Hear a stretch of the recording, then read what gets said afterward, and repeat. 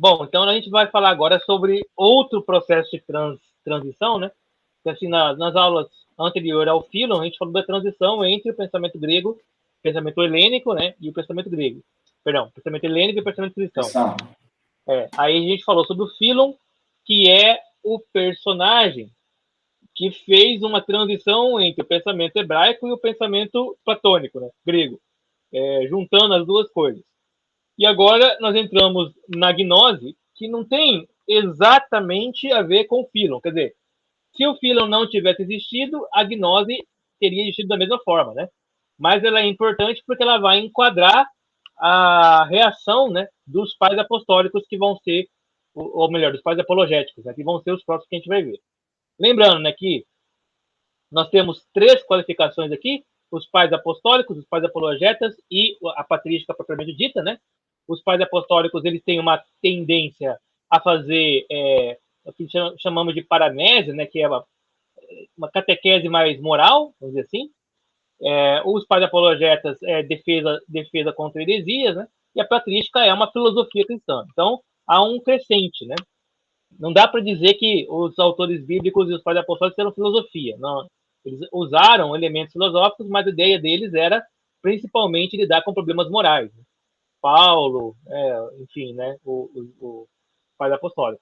O João já está fazendo uma discussão um pouco mais elaborada, né, um pouco mais de elemento filosófico, mas ela está muito mais próxima de uma leitura sapiencial do que filosofia. Né? O João não está usando categorias do pensamento da lógica, né, da coerência lógica do raciocínio, e sim uma categoria mais poética, né, mitopoética, que é mais próximo do elemento mítico, né, mitológico. Mas está fazendo uma discussão ali que é já um preâmbulo, né, entre uma e outra. Lembrando que não é problema você usar mitologia para falar sobre a filosofia. O Platão faz isso, o Aristóteles faz isso, e outros também vão fazer isso também. A questão é, ser mitológico significa não ter uma coerência racional e lógica de formulação. É uma coerência mitopoética.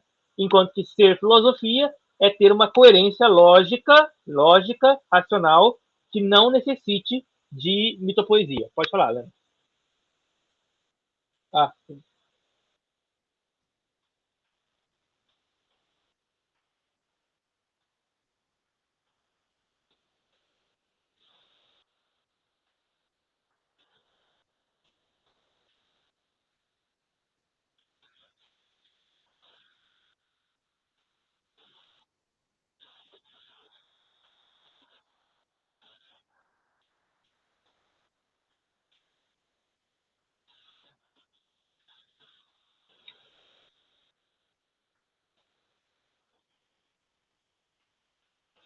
perfeitamente, né?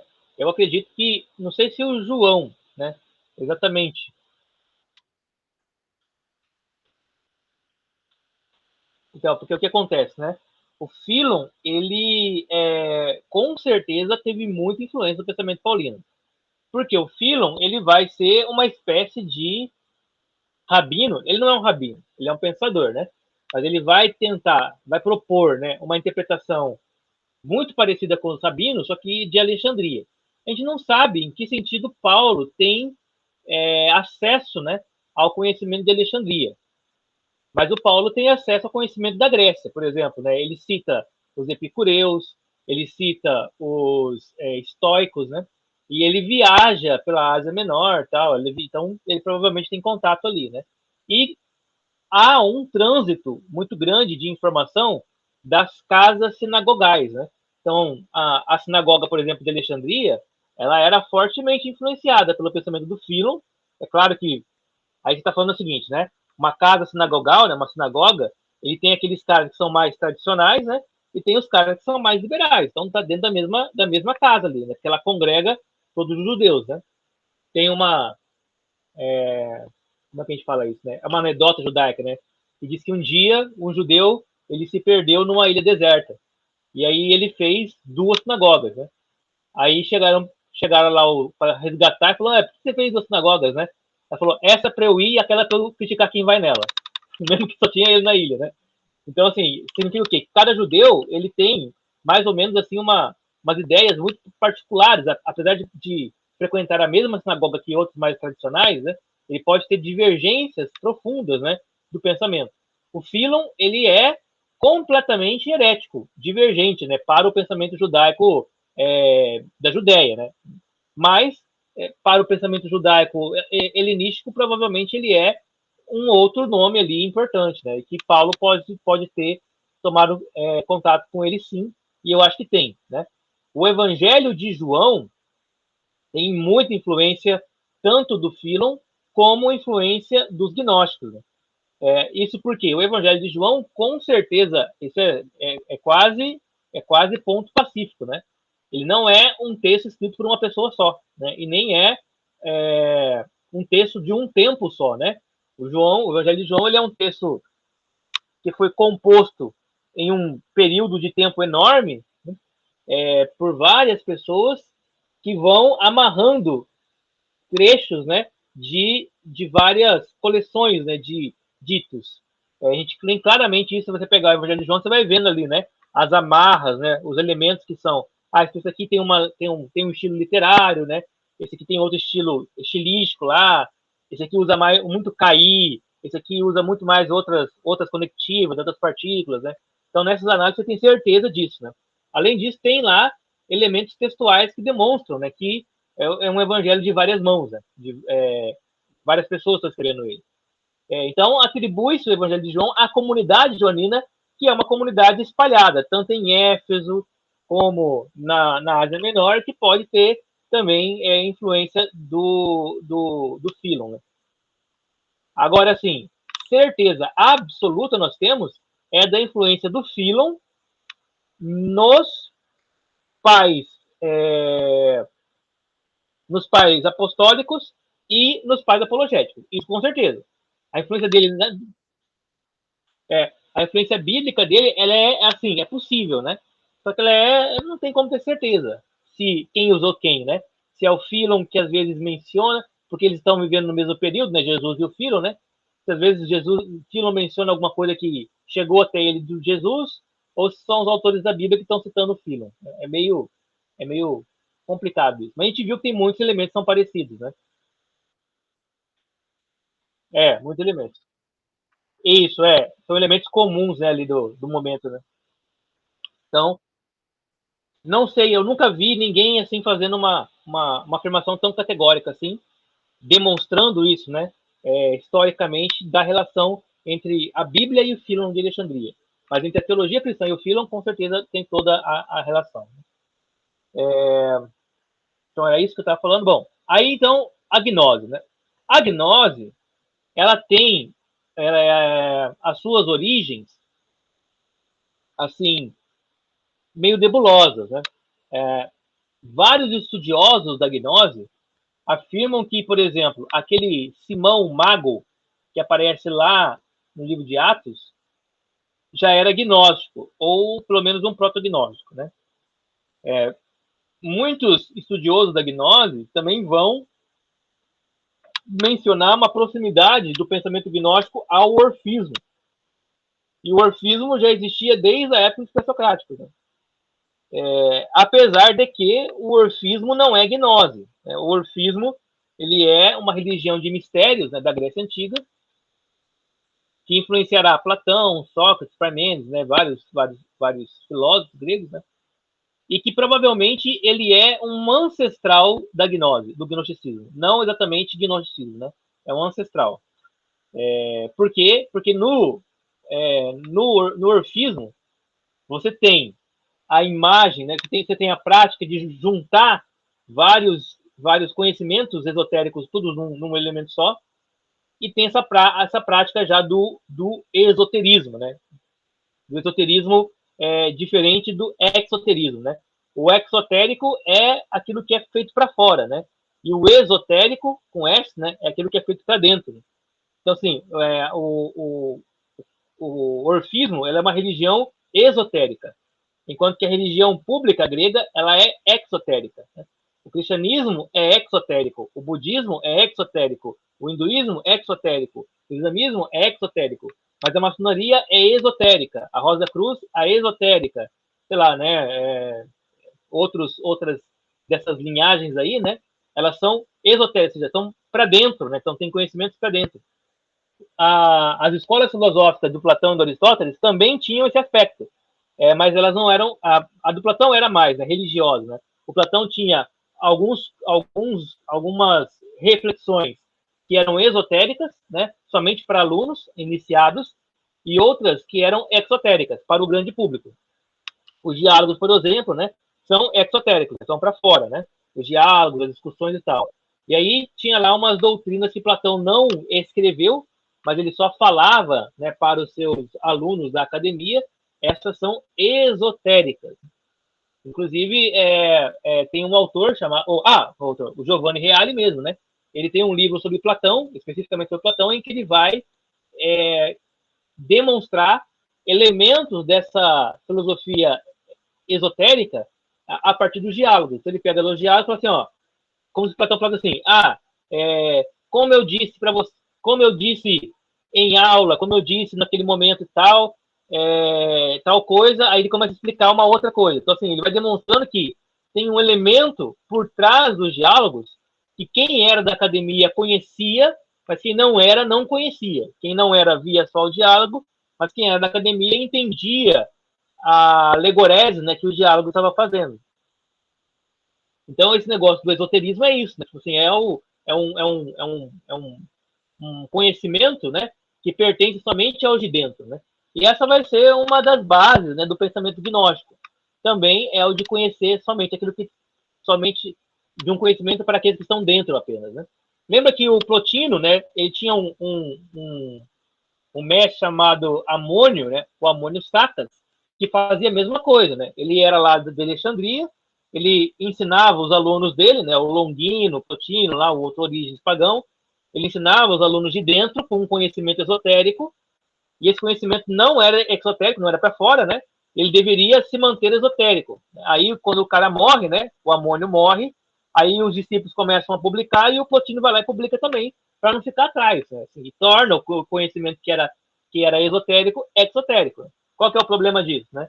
É que aquilo que era para ser uma prática com ritualidade, com elementos assim de culto, né, de crenças e tal, ela se torna um compêndio descrito, né, que pode ser criticado por pessoas que não entendem qual era a prática interna. Né? Bom, isso tudo é para explicar essa questão, né, importante, que é uma diferença que a gente tem que marcar sempre entre o esoterismo e o exoterismo, né? O cristianismo não é uma religião exotérica. Tudo é esotérica. Tudo que o cristianismo ensina, ele ensina publicamente. E tudo aquilo que qualquer pessoa quer saber sobre o cristianismo, ela poderá saber, mesmo não entrando, não se iniciando dentro do cristianismo, né? Não se batizando, não participando desses rituais misteriosos também do cristianismo. Ela pode observá-los, né? Não há nenhum impedimento a isso. Né? Não há nenhum impedimento, por exemplo, na Igreja Católica, de alguém que é ateu ir na missa e ver o sacrário, né? E ver os elementos sagrados. Então, por isso que ela não tem aspecto esotérico. Ela é exotérica completamente, né? O cristianismo, né? E assim também outras religiões públicas também têm esses conhecimentos aí. Bom, o que é a gnose, então? A gnose é um conhecimento místico. Místico aqui, né? A palavra místico é a mesma palavra de mistério, né? Misterioso, que, por sua vez, deriva da expressão fechar os olhos. Né? Místico é a mesma coisa que fechar os olhos. Ou seja, é você abrir mão de certo sentido, muito importante para o grego, né? Que era a visão, para você buscar uma visão interna, né? Ou seja, um mergulho dentro de si mesmo que iria levar você ao encontro de uma divindade que está dentro de você. Lembra lá que, para o judeu, o sentido mais importante era a audição, né? Até hoje, na Igreja Católica, eles leem essa passagem em hebraico, né? O Shema Israel, né? Ou seja, ouve Israel, né? Eu sou o Senhor, o Deus único, né? Ou o único Deus, né? Então, Israel escuta. A visão, o sentido mais importante para o grego é a visão, né? O grego vê, olha. Tanto que a palavra verdade para o grego é a palavra aletheia, né? E aletheia tem a ver com aquilo que eu posso ver, né? Aquilo que eu posso enxergar da minha experiência sensível, vamos dizer assim. E o mistério é justamente eu não confiar nesses sentidos, né? Mas mergulhar na alma humana, né?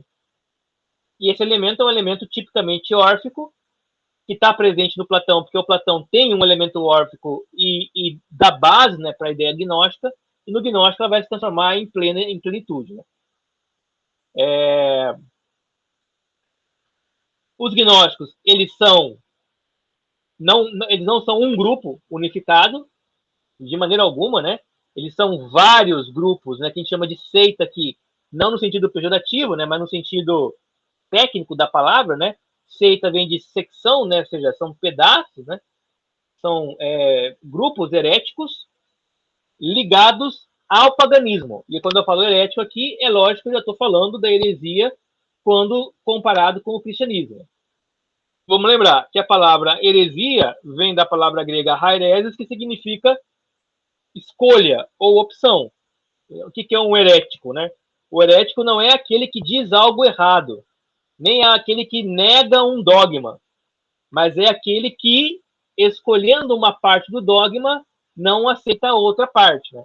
Ele não está negando o dogma por inteiro, mas ele está escolhendo aquilo que ele quer acreditar e negando aquilo que ele não quer acreditar. Isso faz uma heresia. Né? Uma heresia.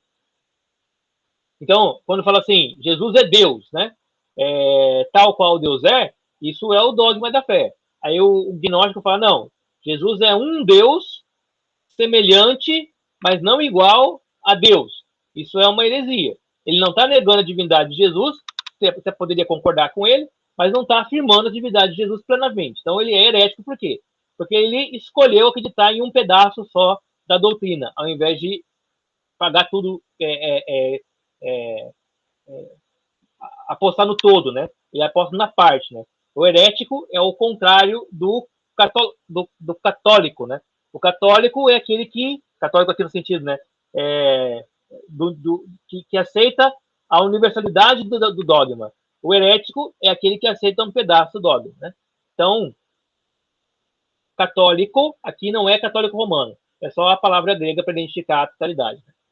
E eram geralmente ligadas ao paganismo, entendendo que paganismo aqui é um termo também técnico, né, da tradição teológica, né? Pagão vem da palavra, não sei qual é a origem linguística, mas ela vem do termo camponês, né? Pagão é o camponês, que é aquele que cultua os deuses da terra, né? Ou os deuses da região dele. Então, esse é o paganismo. O islâmico, por exemplo, ele não é pagão. Né? O islâmico é islâmico. Né? O judeu não é pagão. Né? O judeu é judeu. Né? Pagão, então, serão aquelas religiões mais ligadas a locais específicos. Né? São as mitologias gregas e tal, né? Locais mais específicos assim. Então, esse é o paganismo. E as doutrinas herméticas, lembra, a gente já falou sobre isso no Corpus Herméticos, né? Essas doutrinas herméticas elas vão aparecer principalmente no Egito, em Alexandria novamente, teriam sido desenvolvidos a partir de uma série de escritos dedicados ao deus Hermes, que eles vão honrar como sendo o grande Hermes, 3 vezes Hermes, né? Daí o nome Trimegisto, né? Então é o Hermes Trimegisto, ou Corpus Hermético. O Hermes, vamos lembrar, é o intermediador entre Deus e os homens, né? Porque, assim, os deuses, eles não falam grego, né? Os deuses falam a língua dos deuses.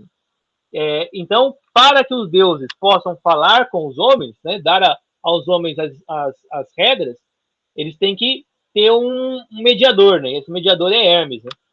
Da mesma forma, quando os homens querem falar com Deus, né? Hermes é quem leva essas mensagens de alguma forma.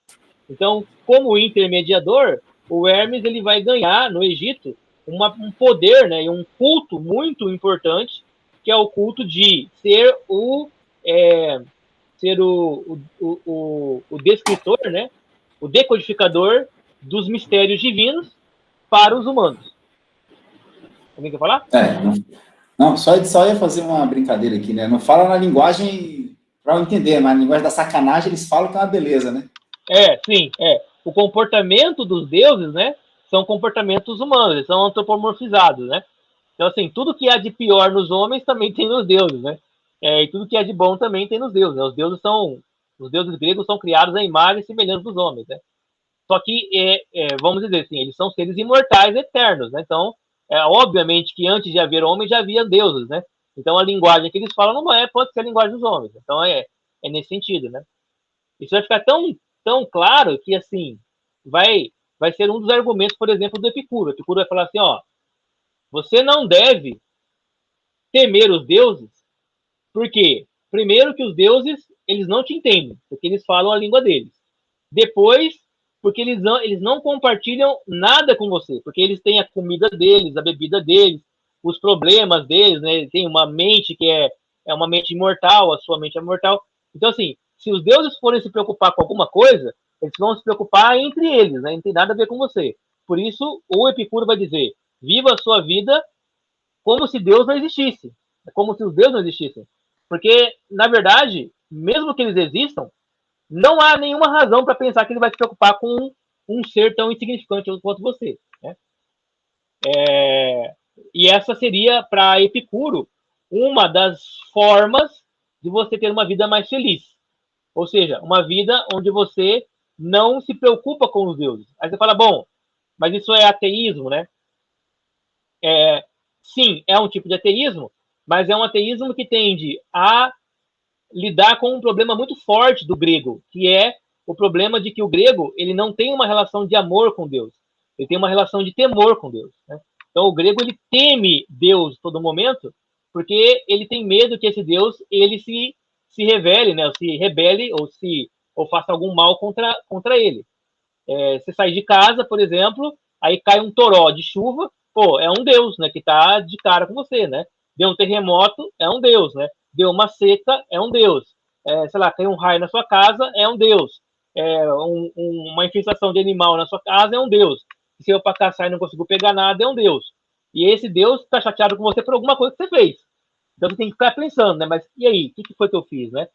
Será que foi aquele dia que eu falei, que eu não olhei direito, que eu não fiz uma oração, que eu não fiz um sacrifício?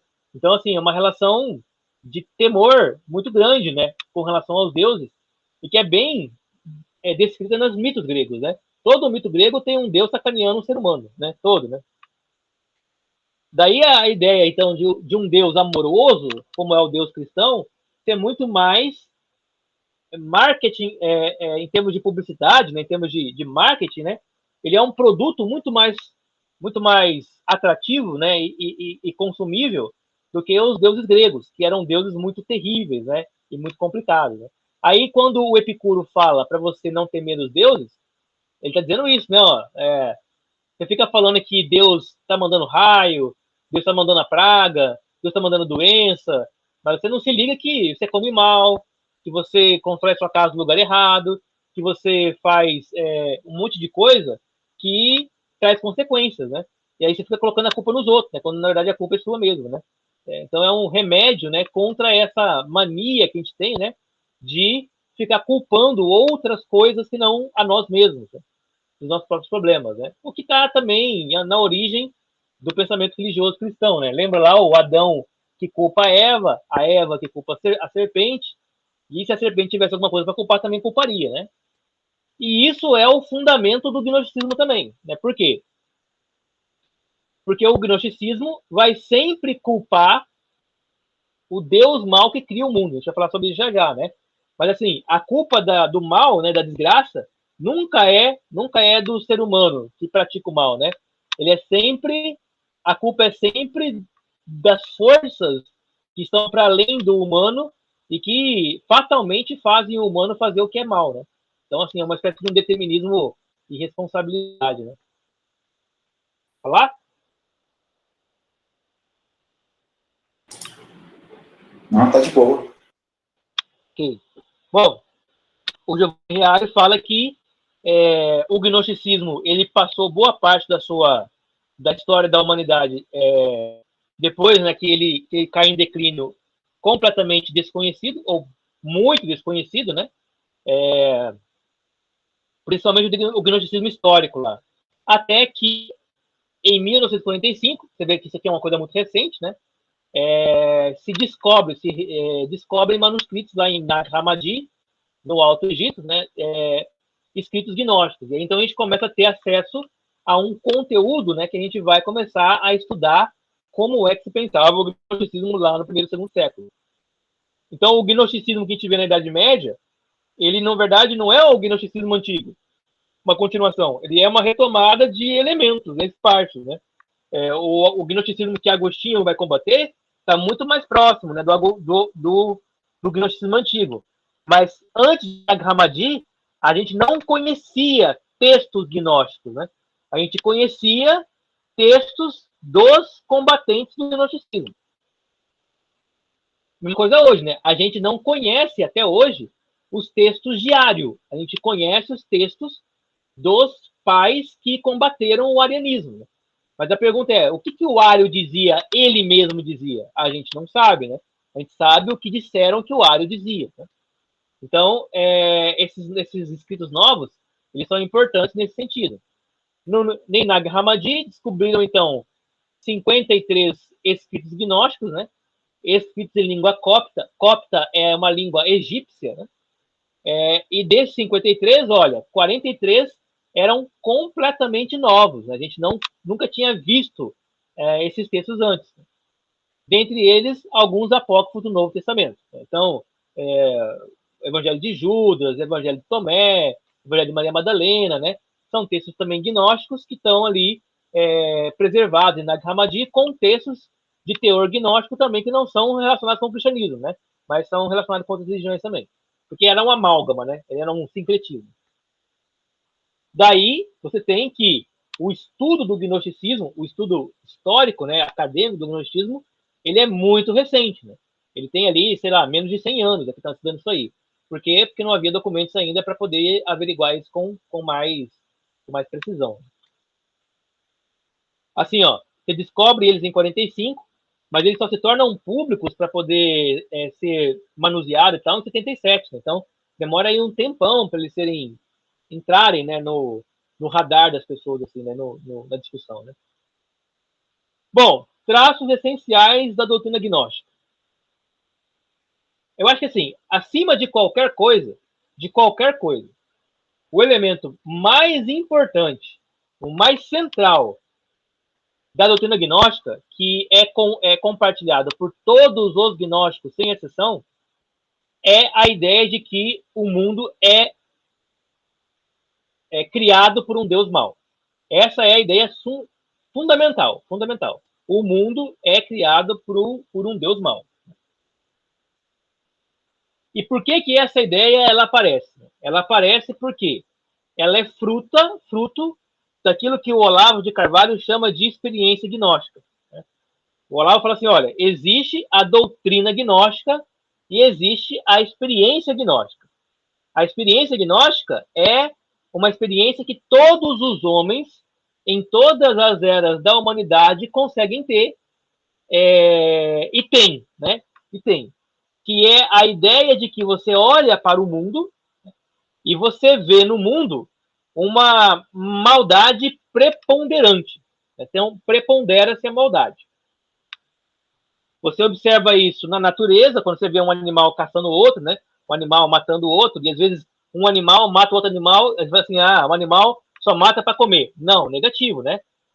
Vários animais matam outros animais por outras razões. Quer falar? Não, mata para comer, nos dois sentidos, entendeu? O macho mata outro macho para comer a fêmea, entendeu? E também isso, né? Às vezes o macho, por exemplo, o leão macho mata os filhotes da fêmea, que são filhotes de outro leão, né? Ele mata simplesmente para não deixar aquele gene prosperar e o dele. Então, você não tem nenhuma razão para matar, né? Razão que eu falo assim é razão racional, né? Então, há uma maldade inerente em toda a natureza. Você pega, por exemplo, sei lá, né, um tufão, um furacão, ele também destrói coisas. Né? Então, há uma maldade que é percebida, né, pelos sentidos, né? Qualquer ser humano, em qualquer lugar do mundo, ao olhar o mundo, né, ele observa essa maldade inerente no mundo. E aí a pergunta, bom, se o mundo ele é mau, por que que ele é mau? Né? Essa pergunta, que é uma pergunta da experiência gnóstica.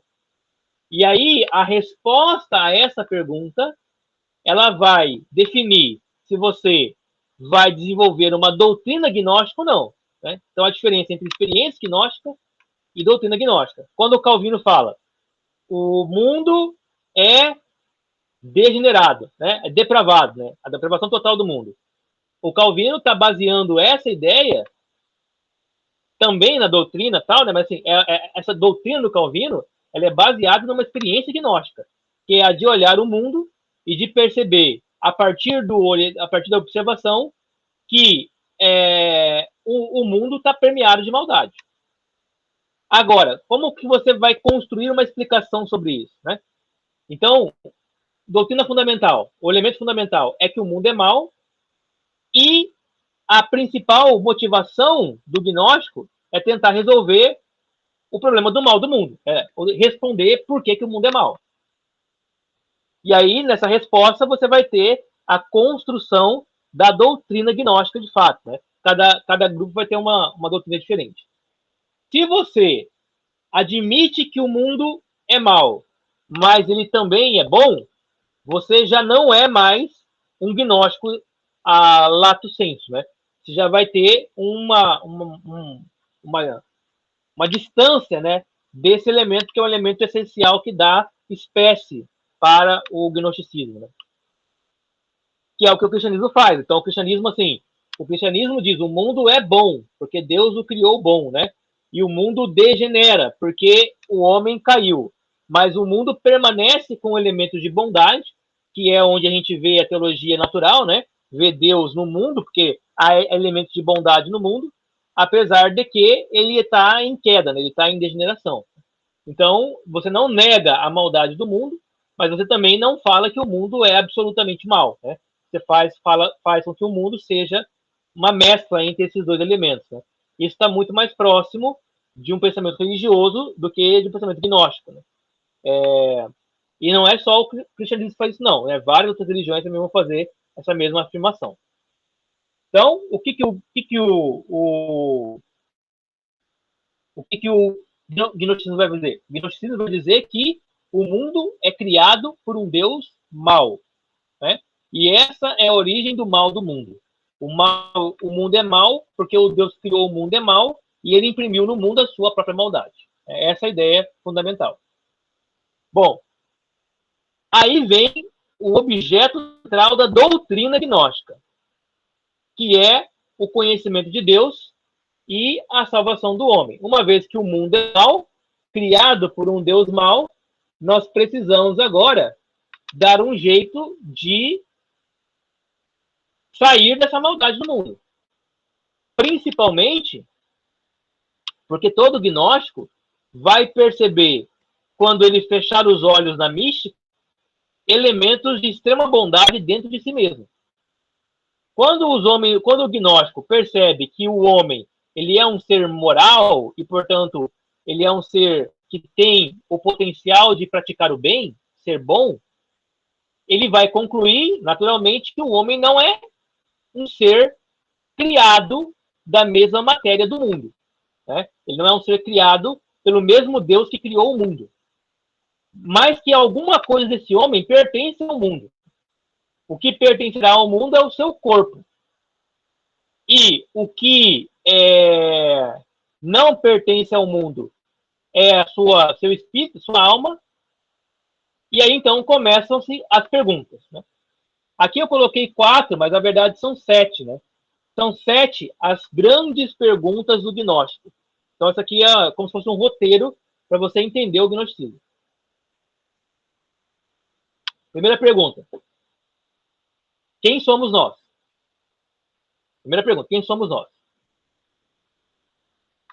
A resposta gnóstica a essa pergunta é que nós somos alma, nós somos seres espirituais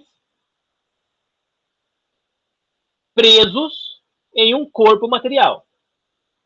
E aqui há uma proximidade com Platão, uma proximidade com Orfila. Você não é o seu corpo, você é sua alma.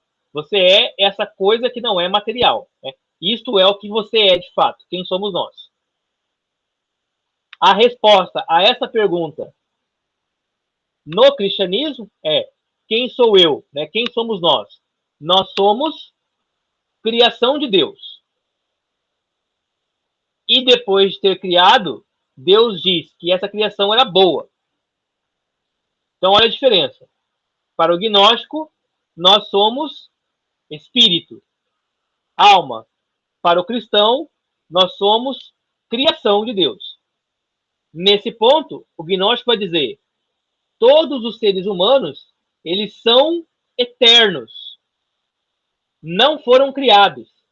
Eles sempre existiram, mas estão aqui aprisionados. Daí a ideia do mistério gnóstico, de você mergulhar dentro de si mesmo, e lá dentro você vai encontrar o seu Deus, o você mesmo, né? Que é Deus. Você vai encontrar Deus dentro de você mesmo, mas não é um Deus externo a você, mas é um Deus que é você mesmo. Né? Há uma diferença sutil, porque o cristão, ele também vai fazer o mergulho em si mesmo para encontrar Deus. Mas o Deus do cristão, ele está fora do homem e passa a permear esse homem, né? Ele está fora, mas permeia o homem. No gnosticismo, há um Deus lá fora, mas há um Deus aqui dentro. E o Deus daqui dentro é da mesma matéria, é da mesma natureza, ou melhor, da mesma essência que o Deus lá de fora, mas com a diferença em que ele está preso na matéria. Então a primeira pergunta é essa: quem somos nós? Para o cristão, somos criação. Para o gnóstico, somos alma, somos espírito, né? Somos eternos presos em corpos. A segunda pergunta que é essa aqui: o que nós nos tornamos, né? Para o cristão, de criatura, nós nos tornamos filhos de Deus.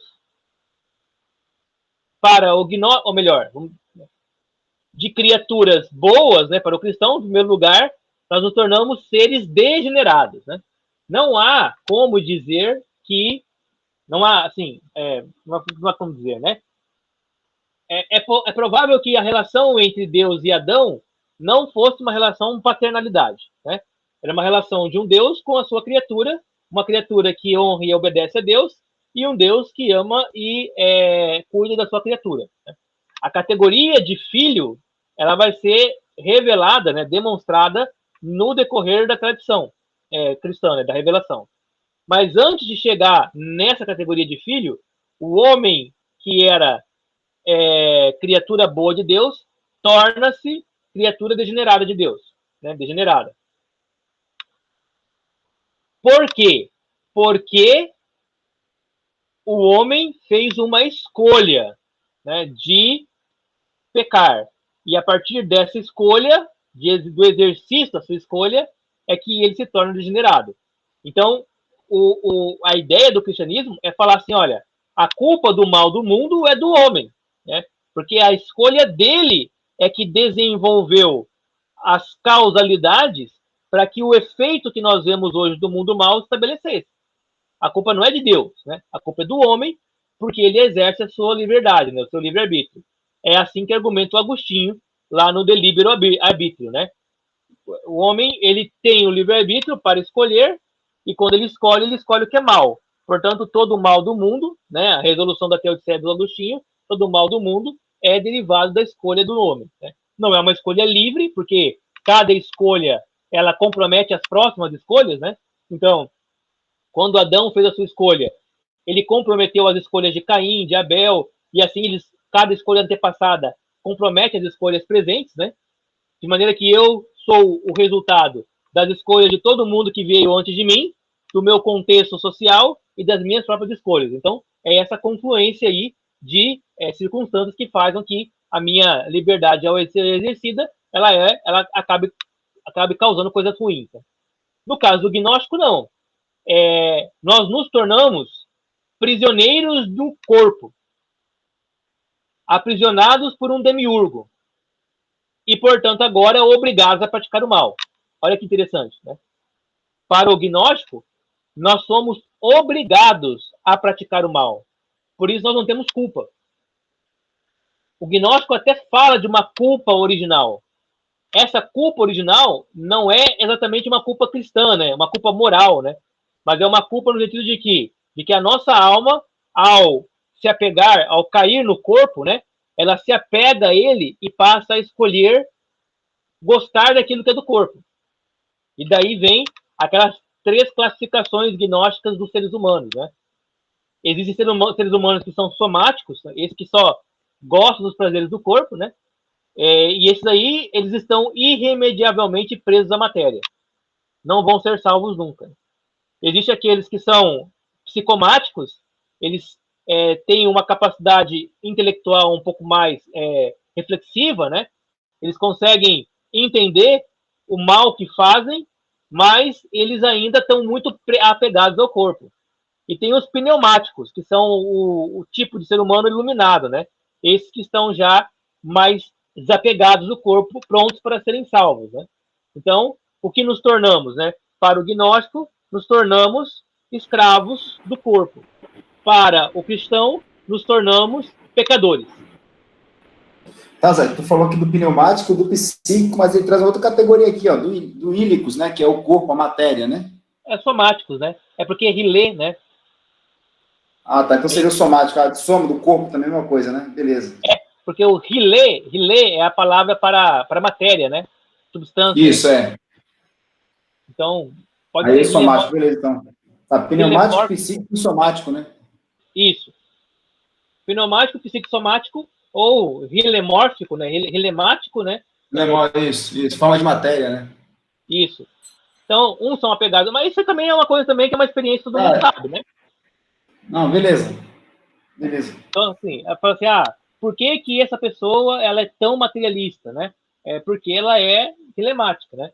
Essa pessoa aqui, ela tem uma sensibilidade poética, artística, né, tal, né? Ela vai um pouco além, né? Então, ela é psicomática, né? Ou esse aqui é um cara que tem um intelecto, né? Ele tem uma vida espiritual, né? Uma iluminação, então, uma luz, né? Então, ele é pneumático, né? Dessas 3 categorias, você acaba não conseguindo elas são quase como se fossem castas, sabe? Então, se eu me tornei somático, cara, tô fudido, não consigo mais sair daqui, não. Eu vou virar um cara pegado na terra para sempre, né? Se eu sou psicomático, eu tenho uma possibilidade a mais, né? Se eu sou pneumático, eu já tô só esperando morrer para poder subir. É por isso que acaba trazendo uma confusão, não, né? Acaba sendo muito tênue a linha entre o cristianismo e o gnosticismo por conta dessas definições, né? Você olha, pô, a matéria, quem vai dizer que a matéria, você fala, não, a matéria é ruim, o cristão vai concordar, o Paulo vai dizer a carne é fraca, entendeu? Eu quero fazer o mal toda hora. E aí, se você não entender à luz de um contexto maior, aí você acaba, e é o que tem hoje, né? Infelizmente, tem muita igreja evangélica que, na verdade, é gnóstica, né? Sem saber. Tem traços enormes do gnosticismo, né? Aqui o que o Paulo está falando, né? Assim, tem os carnais, né? E os espirituais, né? Os carnais e espirituais. Só que o Paulo está falando, olha, os carnais podem ser espirituais, né? Por uma prática de disciplina espiritual, né? Basta que eles busquem o fruto do espírito e neguem a carne, né? Para os gnósticos, é assim, se o cara é carnal mesmo, né? Se o cara é somático, né? Rilemórfico, ele não consegue deixar de ser. Não adianta você fazer tudo por ele, né? Ele vai ser sempre o cara que está ligado na carne, né? Não tem salvação, não tem jeito de salvar o cara. Mas note que isso aqui não quer dizer uma carnalidade moralista. É uma carnalidade essencial, no sentido assim, ó, não há, é o cara que, por exemplo, ele não consegue, em hipótese alguma, fazer um jejum, por exemplo. Ele não consegue. Ele é muito somático. Quer dizer, o cara precisa fazer um jejum para ser salvo? Não. Mas, assim, ao fazer um jejum, você demonstra que você tem domínio sobre a sua própria carne. E não fazer o jejum não é uma coisa imoral. Então, não tem a ver com a moralidade, tem a ver com o apego, né? O apego da característica do sujeito, né? Por que o cara, ele ele é um tarado, né? E não consegue, sei lá, né? Se controlar, né? Ele vira estuprador, tal coisa e tal. Por quê? Porque ele é somático. Esse cara não tem salvação. Ele vai morrer e reencarnar, e reencarnar, e reencarnar, e sempre será somático. Por quê? Porque o seu princípio espiritual, ele se misturou tanto com a carnalidade, né? Tanto com a matéria, que ele já não se dissocia dela mais. Então não tem como você sair, né, dessa condenação, né? O somático ou o relemórfico está condenado já. E o pneumático, ele já está salvo já. E o psicomático, ele está aqui, né, na luta, né, entre os dois elementos, né. O pneumático, então, ele quer encontrar outros pneumáticos, né, mas se ele não encontra, ele vai unir vários psicomáticos para que ele, como pneumático, possa ajudar os psicomáticos para poder se elevar. Por isso você tem a figura de um mestre, né, gnóstico, e de vários discípulos que são menores que ele, né?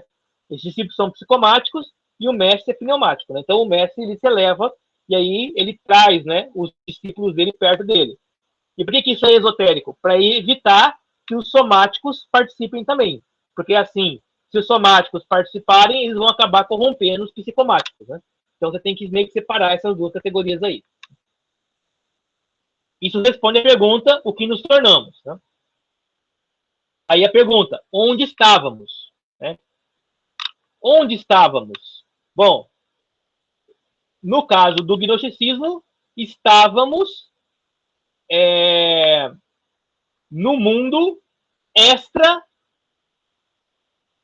sensível, no mundo metafísico, no mundo supralunar. Né? Aí os termos vão derivar, no mundo espiritual. Né? Então, é lá que é a nossa morada. Isso é importante, né? Por quê? Porque se lá é nossa origem, lá também é nosso destino. Ou, pelo menos, é o desejo de toda alma voltar ao seu lugar original. Daí a ideia de que todo homem anseia, né? Ele anseia pela gnose, né? Pelo conhecimento, porque o conhecimento é o que é o lugar de onde nós caímos, né? É aquilo que nos faria voltar ao que nós éramos de verdade. No caso do cristão, nós temos a ideia de que nós éramos do paraíso, né? Nós éramos do Éden, ou seja, de uma terra sem males. E essa ideia da terra sem males, ela vai ser presente de maneira difusa em várias tradições civilizacionais religiosas. Tem um autor da antropologia, ele não tem nada a ver com cristianismo, nada a ver com religião, né? Chamado Pierre Clastres. Ele era, acho que não sei se ele era alemão ou se ele era francês, né? Ele é francês, e ele veio para o Brasil estudar os índios Tupinambá. Veio ele e a mulher dele, a Helena Clastres, né? E aí ele estuda esses índios, né? E ele estuda a religião indígena, principalmente a mulher dele. E ela escreve um livro chamado Em Busca da Terra Sem Males. Ela é uma antropóloga, ateu, não tem nada a ver com religião, né? E ela vai descrevendo o relato desses índios, né? E ela vai dizer, olha, esses índios, eles acreditavam que um dia eles, o primeiro índio, né, teria nascido num lugar chamado Terra Sem Males, né? E aí eles teriam tido vontade de fazer uma grande viagem. E nessa viagem eles saíram da Terra Sem Males, só que eles se perderam, né? E agora eles não conseguem mais encontrar o retorno.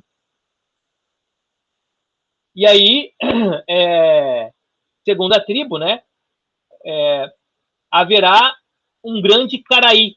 Caraí, que seria uma espécie de um Messias, né, de um ser enviado pelo Deus Supremo para indicar o caminho de volta para a Terra Sem Males.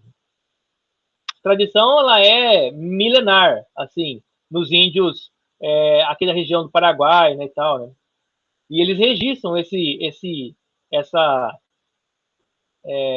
tradição indígena, né?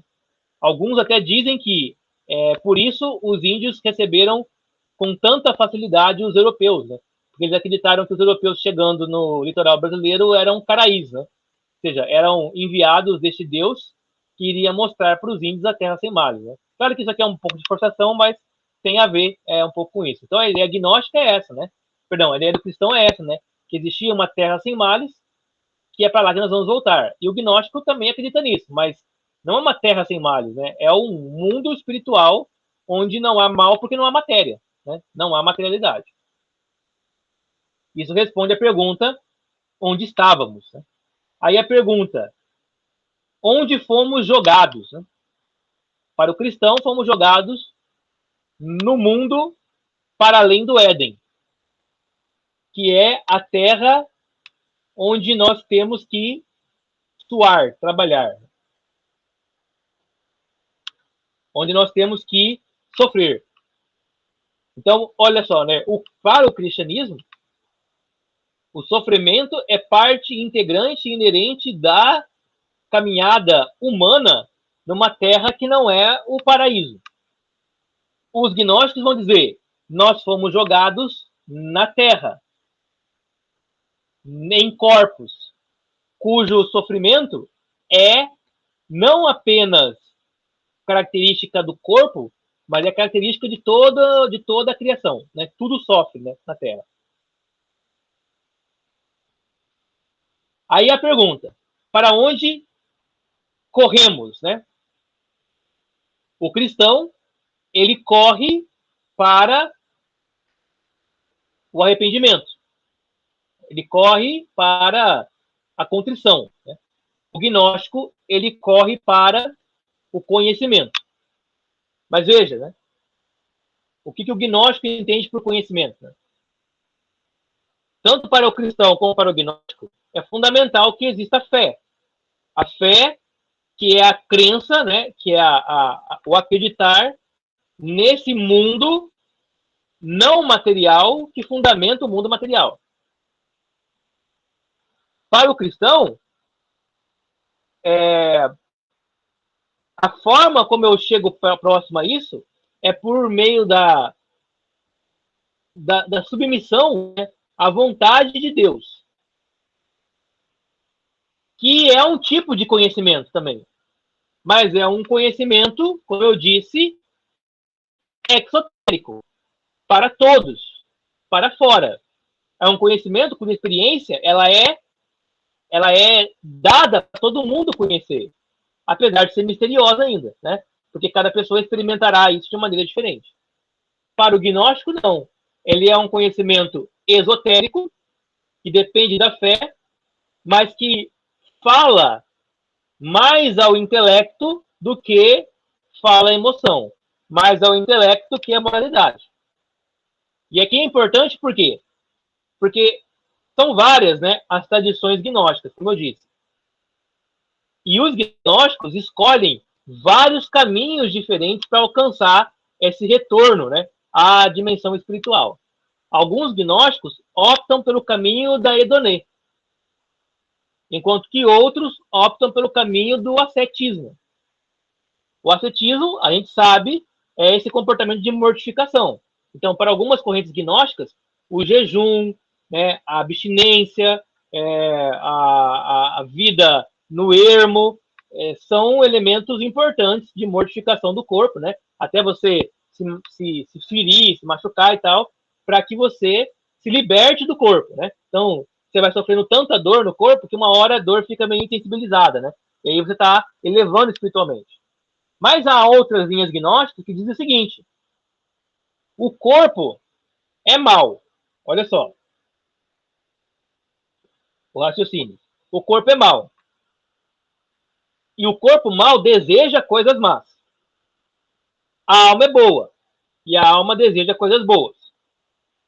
Se a alma ficar lutando contra o corpo, é mais provável que o corpo vá vencer a alma, porque o ambiente que a alma está é um ambiente corpóreo. Então, o que eu posso fazer? Eu posso permitir que o meu corpo tenha toda a saciedade que ele quiser, para que assim ele deixe a alma livre para poder ela desenvolver as suas potências. Então, você come, bebe, fuma, faz sexo, faz tudo aquilo que o seu corpo quer até ele ficar saciado. Se entrega o corpo ao hedonismo. Aí o corpo saciado, a mente fica livre para ela poder pensar, para ela poder produzir, né, e elaborar os conhecimentos ocultos. Enquanto você deixa o seu corpo com falta, o seu corpo se atrapalha. Então, você vê, tem dois caminhos aqui, né? O caminho de hedonismo e o caminho do ascetismo. No cristianismo, o caminho preferencial é um caminho ascético, né? É você se afastar dos prazeres da carne, das obras da carne, né? Mas esse prazer ascético, ele não é absoluto, como é no caso dos gnósticos. Você se afasta dos prazeres da carne na tentativa de harmonizá-los, né? De torná-los homeostáticos. De que maneira é isso? Eu tenho a pulsão sexual, portanto, eu me caso com uma mulher para que eu possa satisfazer a minha pulsão sexual, mas eu restringo essa pulsão a essa mulher e não a outras. Ou seja, há um elemento hedonista no cristianismo, né, que é saciar o prazer, mas há um elemento ascético, que é não saciar o prazer de qualquer forma, né, mas de formas regulamentadas para não degringolar de vez. Aquela imagem, né, do Sócrates, né, que o homem é como, a consciência humana é como um charreteiro, né, que tem dois cavalos. Um cavalo, ele é bravo, né, indômito, e o outro cavalo, ele é domado. E você tem que aprender a guiar a sua charrete com os dois cavalos, né? Ou seja, com o desejo lascívio e racional e com a consciência racional da compreensão do mundo, né? Então, como que eu junto as duas no cristianismo? Seguindo o que a Bíblia diz, que é: eu devo comer, mas não demais. Eu devo casar para ter família, para ter a minha saúde sexual e não desregulá-la, né? Então há um elemento aqui de equilíbrio. O gnóstico, ele desequilibra os dois elementos, né? Porque ou ele vai assumir que é ascetismo puro, então ele vai criticar qualquer prazer do corpo, qualquer um, ou é hedonismo puro e ele vai criticar qualquer tipo de ascetismo. Então ele fica meio que entre dois extremos, né? É assim que respondemos a pergunta para onde corremos, né? A sexta pergunta do que fomos libertos, né? No caso do cristianismo, fomos libertos da condição de pecado, né? Da condição de pecado do mundo. No caso do gnóstico, fomos libertos da ignorância. Então, para o gnóstico, a ignorância é o pecado fundamental, porque é a ignorância que traz o corpo, traz a alma para o corpo, né? Que se junta a alma com o corpo. E o que é o nascimento e o renascimento, né? O nascimento para o gnóstico é a prisão e o renascimento é a possibilidade de libertação. O que para o cristão é o nascimento, né? É a vinda, né? A vinda do novo ser ao mundo, e o renascimento é a ressurreição, né? Então, para o gnóstico, renascimento é libertação. Para o cristão, renascimento é ressurreição. É claro que tem uma figura metomímica, né? Uma figura de figura de linguagem de um novo nascimento ainda em vida, mas que ele só se complementa na ressurreição. Eu falo assim, eu sou convertido, então eu sou nascido de novo, né? Eu nasci de novo. Nasci de novo, aqui é figura de linguagem, né? Eu nasci de novo, simbolicamente, mas esse nascimento, ele só é atualizado na ressurreição. Enquanto para o gnóstico, a ideia de ressurreição é absurda, né? Porque seria você libertar-se do corpo e voltar a ele. Então, você não pode fazer isso senão você vai, na verdade, não renascer, mas recair, né? E aí, então, essas são as 7 perguntas fundamentais. Quem somos, o que nos tornamos, onde estávamos, onde fomos jogados, para onde corremos, do que fomos libertos, e o que é o renascimento, e o que é o nascimento e o renascimento.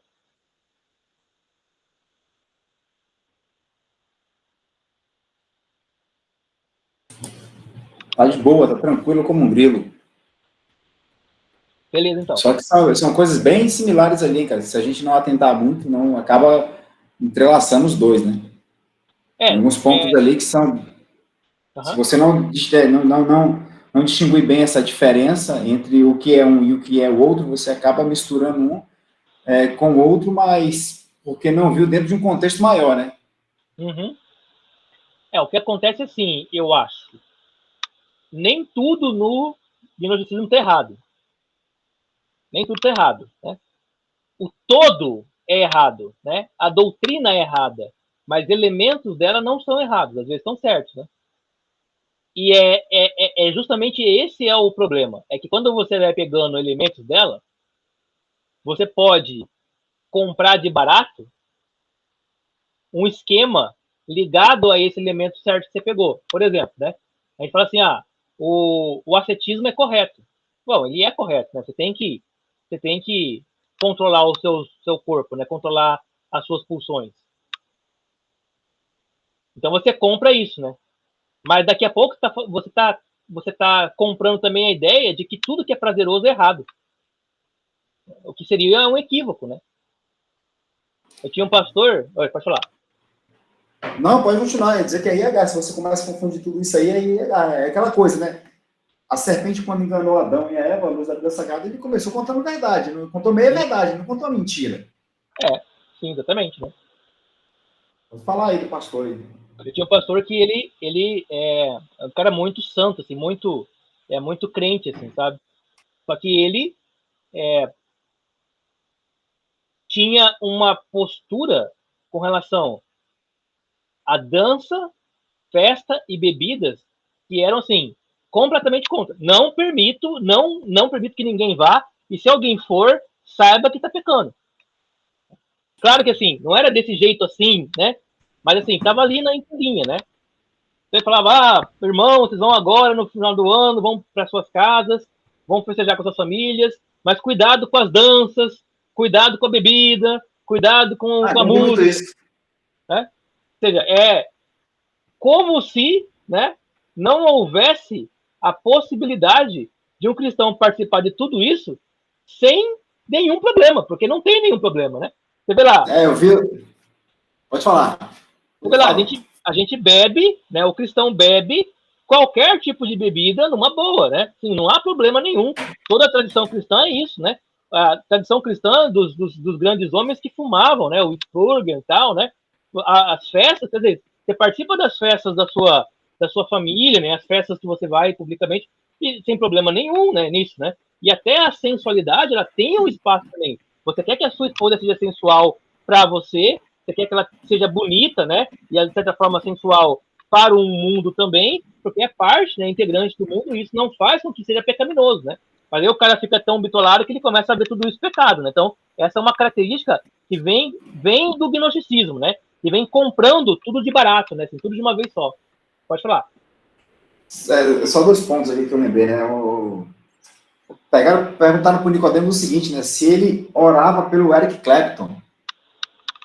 Aí ele ficou pensando assim, falou, rapaz, cara, tá aí, cara, eu vou começar a orar por Eric Clapton, porque eu gosto das músicas dele, viu? Gosto agora, exceto aquela, por exemplo, que ele tem uma música do Eric Clapton chamada Cocaine, né? Que ele faz uma apologia à cocaína, né? Aí falou, essa daí não dá pra gostar, mas aí ele citou outras bandas que ele escuta, que ele costuma ouvir, que ele gosta, mas tá aí, cara, nunca tinha, vou orar por ele agora, entendeu? Esse foi um ponto. O outro é o seguinte, tinha um pastor lá, não vou falar região não, porque senão já começa a delimitar ali, já começa a apontar, né? Casado, e aí ele evitava por diversas vezes de ter relação sexual com a mulher, porque estava se purificando. Ah, sim. Entendeu? Aí depois de um certo tempo ele tomou o quê? Um chifre. Né? Aí perdoou, né? Perdoou a mulher, e aí a mulher falando para ele a razão, né? Sempre cobrando dele isso e nada. E aí, a segunda vez, ele de novo, mesma coisa. Não, mas está fazendo isso, é pecado, etc. e tal, vou purificar de novo, certo tempo, aí chifre de novo. Entendeu? E olha a vida do cara, se ele não entende realmente o que é, qual a definição e os conceitos, né, à luz do que realmente são, aí como é que ele estraga o casamento dele, né? Exatamente. Para um Não que isso seja gnóstico... justificativa para mulher trair, né? A ideia, ó, termina, entendeu? Sei lá, aí eu não vou entrar no mérito aqui, né? Porque a traição Sim, nunca é uma saída, uma desculpa para alguma coisa. mas ela é o efeito de causas, né? Sim, isso aí sim. Efeito de causas, né? Se você não cuidar das causas, você vai ter um efeito indesejado. Isso aí é claro, né? O Sim, perfeito, gnóstico sim. falaria assim, ó, cara, melhor não casar. O gnóstico vai falar. Mas se casar, casar para quê, né? O gnóstico vai perguntar. Se casar porque a sociedade manda. Beleza, então eu vou casar, mas se eu sou um gnóstico ascético, né? Eu vou casar, mas eu vou falar, ó, que não tem sexo não, porque aqui eu quero a salvação da minha alma, né? Ou se é um hedonista, fala, não, eu vou casar, mas sexo é com todo mundo, tá? Inclusive com seu pai, sua mãe, seu irmão. Que é um negócio aqui, ó, se o corpo tá com vontade, deixa o corpo satisfazer a vontade dele, porque senão depois eu não consigo salvar minha alma, né? Eu não tô dizendo que esse pastor, né, que esse pastor que você falou, ou que eu falei, né, são gnósticos, né? Mas é que eles compram, né, um discurso que, por vezes, tem uma influência, né? Uma influência aí do antigo gnosticismo, né? Bom, Sim, sim. o gnóstico fala, né? A tristeza e a angústia são dados fundamentais, né? E se o mal é sofrimento e a felicidade, né, é o desejo, então a origem do homem é outro mundo para o qual deve retornar. Olha só, né? O mal, a angústia e a tristeza são dados da realidade. No mundo tereis aflições, né? Ou seja, não tem como passar no mundo sem sofrer, sem ter angústia. A criança já nasce chorando, né? Nasce apanhando, né? E normalmente você tem muita decepção durante a vida. Mas todos nós desejamos ter uma vida feliz. 100% feliz. Todo mundo deseja, né? Desejamos ter um casamento feliz, desejamos ter uma intelectualidade feliz, né? Uma convivência feliz. Aí o gnóstico pergunta, de onde vem esse desejo de felicidade se, na realidade, essa felicidade não existe? Né? De onde vem um desejo de algo que não existe na realidade? Imagina assim, né? É como se você pegasse sei lá, né? Um indígena que nunca viu nenhum homem branco na vida e perguntasse para ele se ele deseja sei lá, um carro, né? Se ele deseja um celular. Isso é um absurdo, né? Porque ele vai falar, o que é isso, né? Tipo, eu nem sei o que é isso para desejar isso, né? E é lógico que se você pergunta para alguém pobre, né? Se essa pessoa quer ter um celular, ela vai falar que quer porque ela viu outras pessoas tendo, né?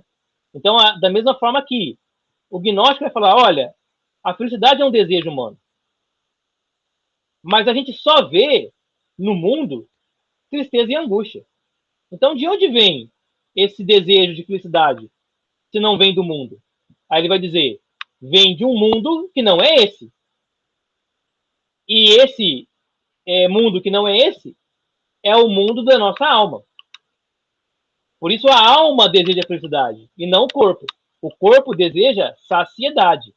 A alma deseja felicidade. Por que o corpo deseja saciedade e não felicidade?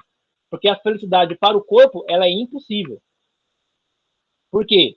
Porque a felicidade para o corpo ela é apenas um momento.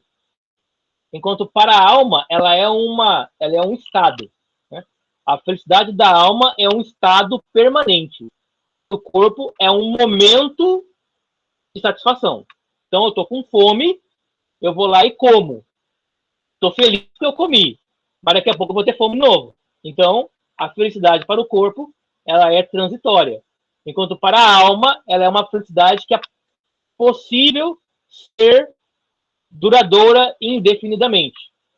Ah, mas por que muita gente é infeliz na alma com momentos de felicidade? É porque ela é psicossomática. Aliás, isso mesmo, né? Porque ela é muito ligada ao corpo. Então, por isso a alma não tem estabilidade, né? Mas uma pessoa pneumática é alguém que encontra uma felicidade que é permanente. Isso também é bíblico também, de outra forma, né? É a paz que excede todo entendimento, né?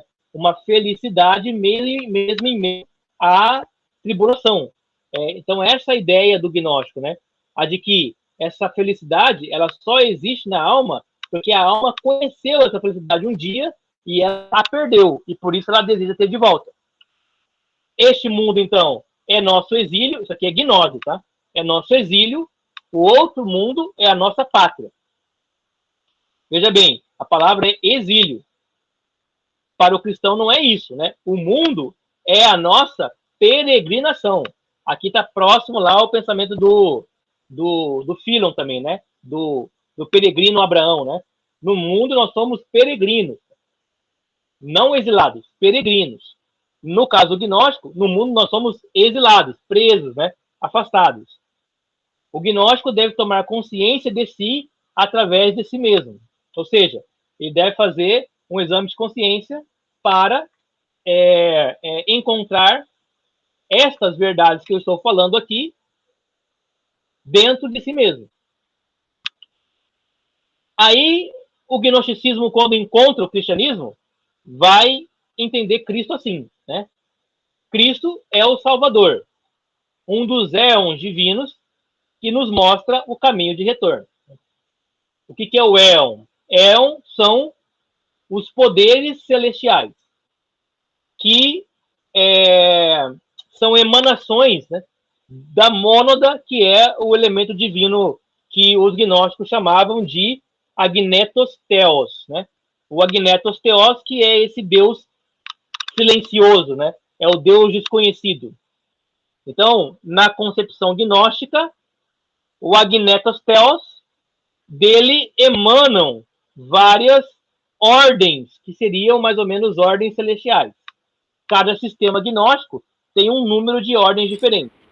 Variam de 3, 12, 17, 18. Tem uma que eu sei que tem 365 ordens, né? Para ser uma coisa relacionada com o dia. Pode falar. Tá, até que ponto o gnosticismo conversa muito com o espiritismo? O espiritismo, ele é o resultado moderno, né, do gnosticismo, né? Ele é o gnosticismo com roupa e com a carapaça, né, da modernidade, da ciência moderna do século XIX, né? Tem muita similaridade aí mesmo. O que o Espiritismo vai dizer? O Espiritismo diz assim, ó, aquilo que os gnósticos estão falando era espiritualismo, ou seja, eram explicações corretas, mas mal compreendidas, mal interpretadas. O Allan Kardec, ele teria decodificado de maneira mais precisa aquilo que essas tradições antigas decodificaram de maneira mais equivocada, e por isso o Allan Kardec é o fundador do Espiritismo.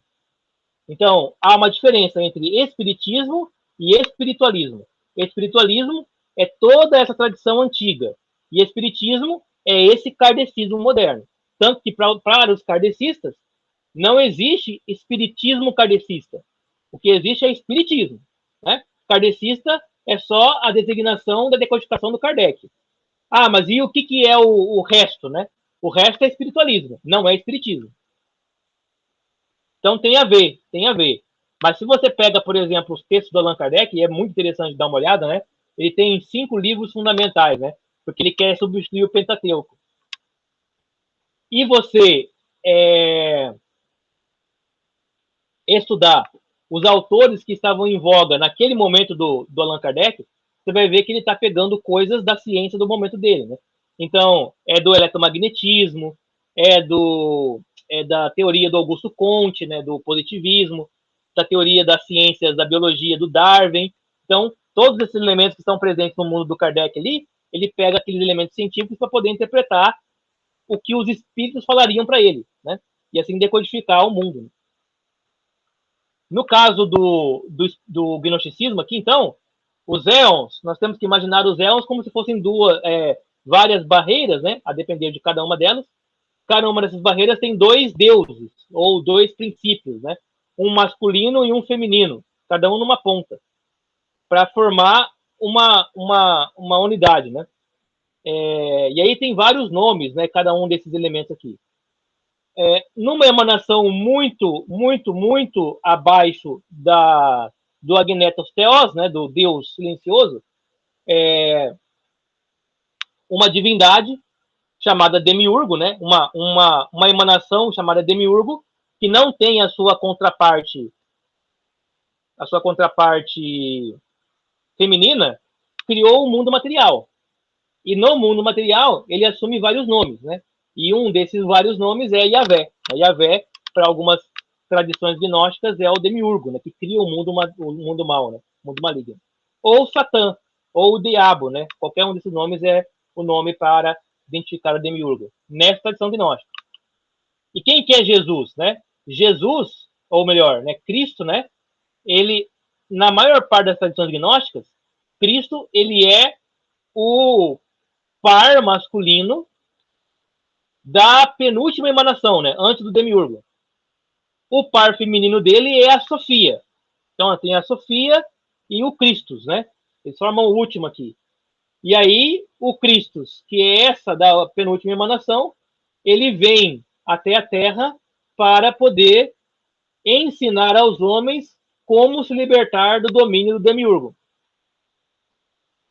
E quando ele retorna, né, fica a ação da Sofia como um elemento de também elevação, né? Então, é o Cristo e a Sofia, né, o Cristo e a sabedoria, quem fomentam a possibilidade, né, de você se libertar do mundo material e de começar a voltar ao mundo da espiritualidade, cuja objetivo fundamental é voltar para a mônada, né, para o Agnetos Theos, para o fundamento, né, o último lá. Para isso, você teria que ultrapassar os éons, né, ultrapassar as barreiras, né? E para cada barreira que você vai ultrapassar, você tem que ter um determinado número, um determinado conhecimento oculto, palavras mágicas, né, um comportamento mágico, né, tal, para você poder ir subindo, né, nessas atmosferas aí. Se parece para você esquisito isso, lembre-se que a gente trabalha com essas mesmas categorias, por exemplo, na computação, na linguagem de computador. Quando você faz com que um comando do computador ative e te dê acesso a outros comandos de computador, a estrutura do pensamento é a mesma, né? A estrutura moderna, né, de você ir fazendo camadas, né, de segurança, né, já está presente lá na cosmologia gnóstica, como se o mundo fosse composto de camadas mesmo, e você tivesse que acessar essas camadas por meio de linhas de código, né? Essas linhas de código são os conhecimentos ocultos, né, gnósticos, que você só aprende se você faz parte de grupos iniciáticos com um pneumático que lidera esse grupo. Quer falar? Você falou aí da mônada, eu lembrei da... E aí a pergunta que eu faço é a seguinte, eu lembrei da Sabélio, né, da heresia do Sabelismo, isso. E aí eu pergunto o seguinte, essas outras heresias que apareceram de Sabélio, depois apareceu mais lá na frente de Ari, e aí apareceu também ali de Marcião, não sei se de Marcião também, né, mas seriam heresias oriundas do gnosticismo? Elas têm relação. Porque é tudo no segundo século ali, né? O Marcião, ele tem uma forte influência gnóstica. O Sabélio é mais para frente, né? É bem mais para frente, né? Sabélio já é nomeado no século II.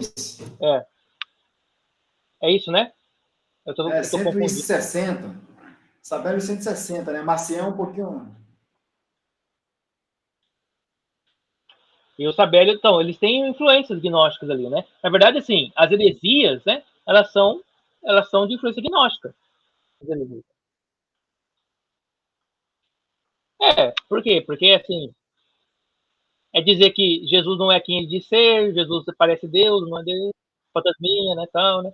ou que as duas naturezas são separadas. Então, assim, tudo é muito gnóstico esse negócio aí, né? Sempre dualista, perfeito, né? Sempre negando a matéria em nome da espiritualidade, né?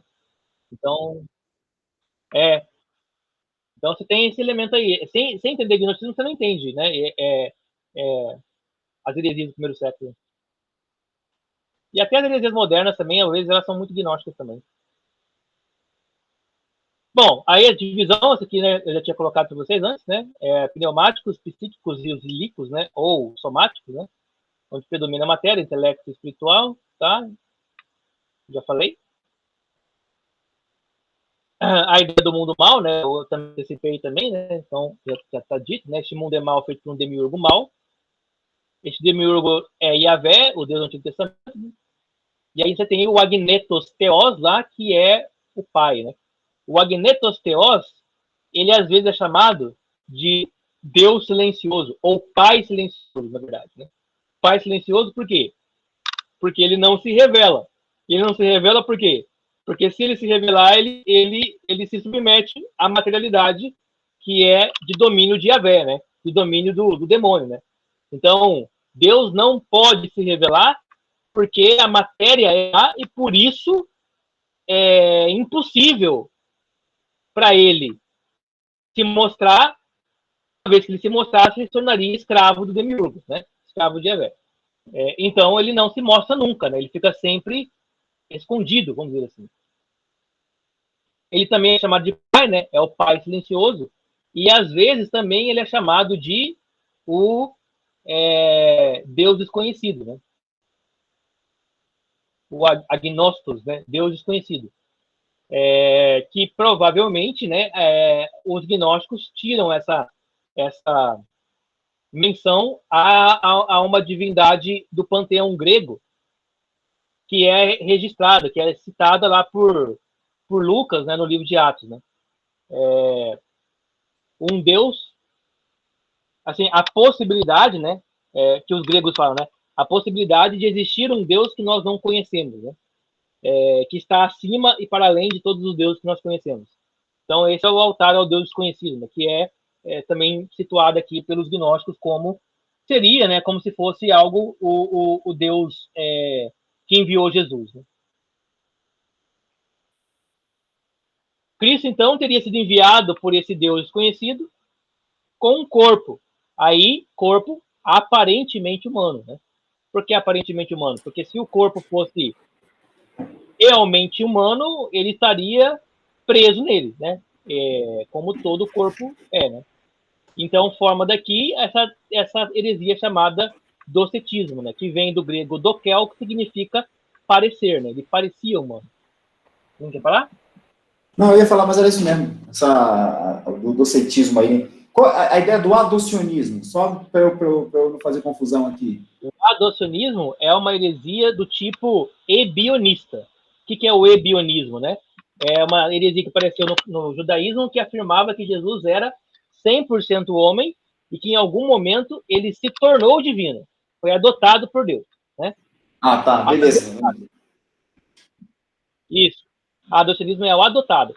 O docetismo não. Ele não era homem.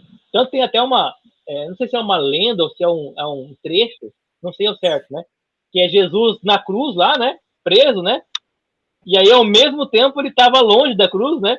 Com os discípulos dele, dando risada daquele fantasma da cruz pendurado. Por que nenhum discípulo estava lá? É porque, na verdade, eles estavam com Jesus em outro lugar, né? Vendo os romanos matando ele, falando assim, ó, que otário lá, ó, tô achando que estão me matando, ó, tô achando que estão batendo em mim, ó. Não, nada, aqui, ó. É a aparência, né? É o docetismo, né?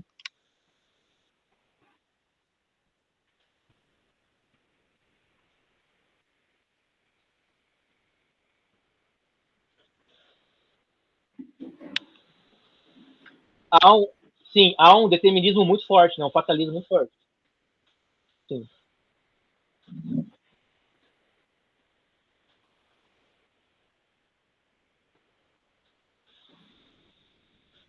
Isso.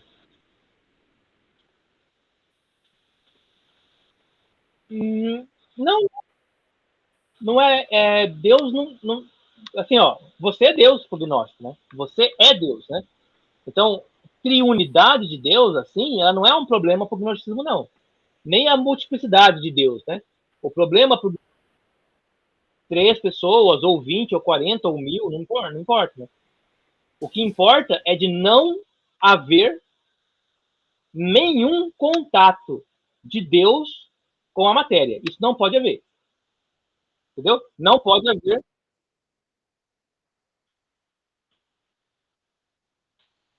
Isso. Ele é o mais inferior. Jesus é o mais inferior. É porque ele está mais longe, né? Da mônada, né? Então ele é o mais das camadas, ele é o mais inferior de todas as camadas, né? E por isso que ele pode falar com a gente, porque ele é o mais inferior, né? Mas ele não é matéria, não é matéria. Então ele vem para o mundo e ele perturba todo o mundo, por quê? Porque ele é um ser que não pertence a esse mundo. Exatamente. Exatamente. Por que o demônio tem tanto ódio de Jesus? Porque Jesus está invadindo a criação do demônio, perturbando essa criação. Entendeu? Faz muito sentido isso, né? Faz muito sentido isso. Então, eu quero eliminar Jesus, porque assim eu volto à minha prática, né, materialista completa, né? Mas o demônio também, ele quer impedir que as almas que ele aprisionou saiam do domínio dele. Então, ele vai criando situações, né, para aprisionar as almas cada vez mais.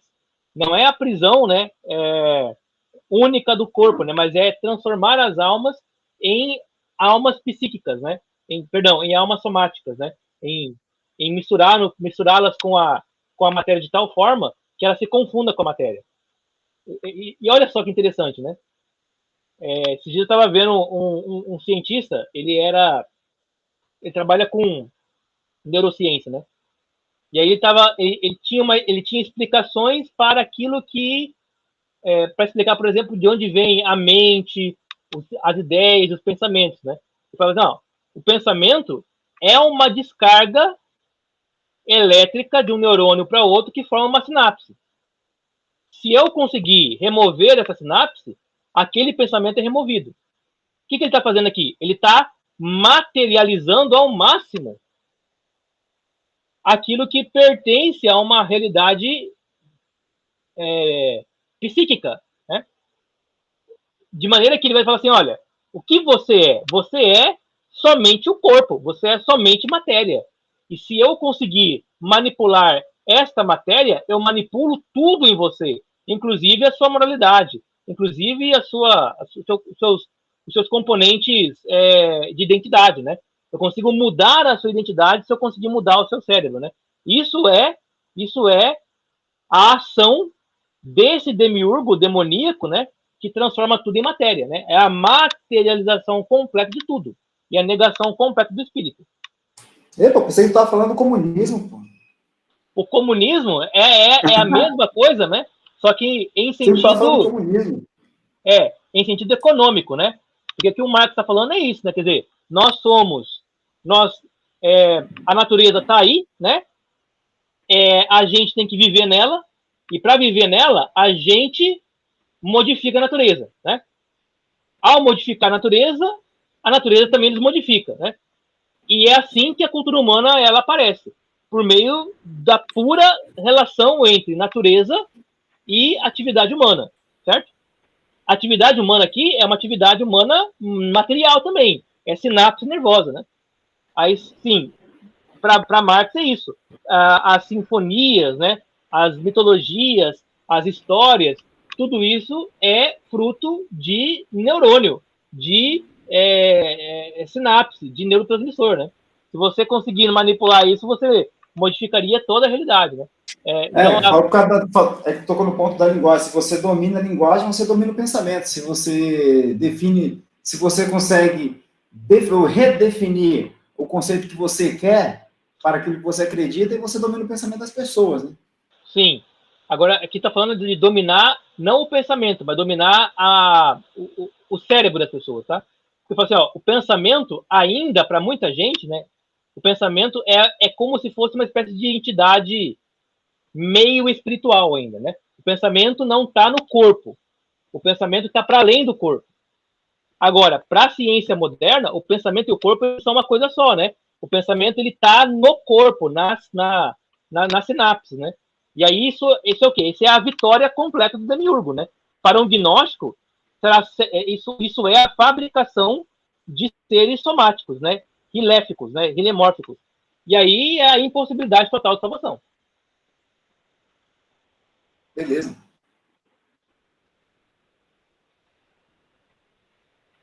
Bom, com relação à cosmologia dos éons, eu já falei, né? Elas emanam em duplas. Cristo é o último éon sem par, né? Na verdade, ele é o último éon com o par, né? Que é a Sofia, acho que eu coloquei errado, né? E o Demiurgo é o último éon sem par, né? E aí, cada sistema gnóstico terá uma cosmologia, mitos, fórmulas, né? Explicações diversas, né? Então, não existe uma doutrina gnóstica. O que eu estou mostrando aqui são traços essenciais que estão presentes em quase todas as doutrinas gnósticas, mas não quer dizer que todas elas explicam da mesma forma, né? Aí, assim, né, aquele negócio. Esta capacidade de adequação e adaptação da doutrina gnóstica torna ela imbatível, né? Ou seja, você não consegue nunca combater uma doutrina que está sempre mudando. Comunismo, pô. Comunismo, feminismo, qualquer coisa, né? Assim, se não está claro e objetivo e delimitado, assim, ó, comunismo é sei lá, né, a revolução, luta armada e a ditadura do proletariado. Ah, não, comunismo hoje como que é? Igualdade social. Pô, mas e aquele outro lá? Não, aquele outro lá é o falso comunismo. Agora tem o novo comunismo aqui, que é o verdadeiro. Então, assim, é isso, né? Você vai modificando por quê? Porque a teoria, né, a doutrina não se sustenta, né? E aí ela vai ter que ser adaptada. Para o gnosticismo, isso é tranquilo, por quê? Porque ele nunca pretendeu ser... Aliás, mentira, né? Não é tranquilo. Cada sistema gnóstico pretendia ser uma explicação definitiva, né? Mas os gnosticismos como um todo, né? Eles tinham a pretensão de explicar a realidade de uma forma. E cada gnóstico se sentia livre de não se valer da doutrina do outro gnóstico, né? Assim, ó, eu não sou, né, devedor, assim, não sou dogmático, né? Eu sou alguém aqui que está produzindo uma explicação do mundo. No marxismo você tem essas duas coisas, né? Você tem um marxista que ele é o dogmático, por exemplo, do Brasil é o Rui Costa Pimenta, né? Do PCO, né? Partido da Causa Operária. Ele é um marxista, leninista, assim, doutrinário, né? Quando ele vai falar, ele fala assim, olha, a doutrina marxista é essa e por isso eu acredito nisso, né? Você vê quase que uma religião ali, né? E você nota ele falando, né, assim, ele fala de maneira muito respeitosa, né, com todas as possibilidades. Por quê? Porque ele se sente assim, eu tenho a minha doutrina, vocês têm a de vocês, eu apresento a minha, achando que a minha é melhor, mas não nego que vocês têm a de vocês, né? Aí você pega, por exemplo, o PT, por exemplo, que é um partido comunista, né, um partido marxista, só que ele é um partido completamente articulado com o mundo moderno, com um banco, né, com o sistema de capitalista moderno, né? Então ele é visto pelos comunistas mais tradicionais, né, doutrinários, como uma aberração. Né? Mas essa é a grande sacada do comunismo atualmente, né? Ele se transformar em algo adaptativo, né? Que é o que está na gênese do gnosticismo. Cada mestre... Isso aí. Eu ia falar isso, eu ia trazer esse ponto aí, né? A agenda gnostista é isso aí mesmo. Cada mestre gnóstico adequa o seu gnosticismo às conquistas daquele momento. Então, lá no século I era essa conformação, né? No século II vai ser outra, no III vai ser outra, né? Você veja bem, você vai ter os cátaros, né? Os albigenses, né? Os cátaros, eles eram gnósticos, mas já é século XII, né? 12, 13, que a última cruzada, né? Foi contra os cátaros, né? Você pega, por exemplo, o Descartes. Descartes, ele tem um elemento gnóstico, ele separa, ele é dualista, né? Corpo e espírito separado, né? E ele fala da existência de um gênio maligno que existe para enganar a razão do homem, por meio dos sentidos do mundo sensorial, né? Então, tem um elemento ali gnóstico também. No século XVI, XVII, no judaísmo também apareceu o gnosticismo também. Tem um cara, até anotei o nome dele aqui, ó, deixa eu ver o nome dele aqui, Natan de Gaza, né? O Natan de Gaza era um profeta judaico que desenvolveu um sistema judaico gnóstico, né? Dizendo que na consciência de Deus existe um princípio de maldade, de destruição e de bondade, né? É o princípio de bondade que constrói o mundo, mas é o princípio de maldade que dissolve o mundo, né? Claro que ele é rechaçado pelo judaísmo ortodoxo, né? Mas ele é uma tentativa, né, mais medieval de atualizar o gnosticismo, né? E aí você pode ter... Porque se você pega o texto bíblico, você vai dizer, olha, eu falo isso, eu costumo falar isso, né? Estou dando aula, então, na igreja, olha, Deus é o Deus, esse mesmo Deus que criou os céus e a terra é um Deus que odeia, beleza? É um Deus que está irado. Aí é um Deus que mata. E eu não posso dizer ao contrário, isso é o que está escrito lá, entendeu? E aí pode fazer uma... Uhum. Você está falando falar. Que ele odeia, quando você fala que Deus odeia, você não está dizendo que ele odeia como eu odeio, né? Não. Então, assim, é uma figura de linguagem, né, que você está falando, né? Não é ideia de estar irado por dia por conta... Isso. É como se Deus irasse como eu me iro. Como se. Mas não que é a mesma coisa, né? É aquele negócio, né? É a chamada linguagem adaptável para poder entender, né? Isso, Deus se arrependeu. Não, é como se ele se arrependesse. Mas não é que ele se arrependeu, é como se ele se arrependesse. Então é uma figura de linguagem, né?